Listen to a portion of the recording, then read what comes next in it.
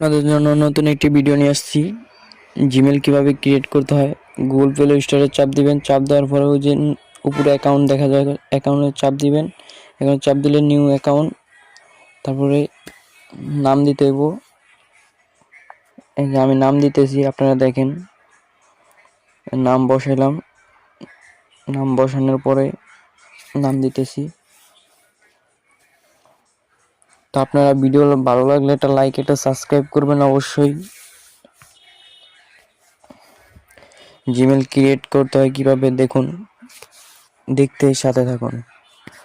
এই দেখুন তারিখ, তারপর মাস, জন্ম সাল, তারপর আপনি মেল না ফিমেল ওটা দিয়ে দিবেন। আমি মেল এই কারণে দিলাম। এই যে আমার হয়ে গেছে। এই যে উপরেটা সিলেক্ট করলাম, সিলেক্ট করার পর নেক্সট দিলাম। এখন পাসওয়ার্ড দিতে হবে। পাসওয়ার্ড দেওয়ার পরে আবার নেক্সটের পরে নিচে যাবেন, এরপরে চাপ দিবেন। যে আমার অলরেডি জিমেল অ্যাকাউন্ট খোলা হয়ে গেছে। এই যে জিমেল অ্যাকাউন্ট চলে আসছে।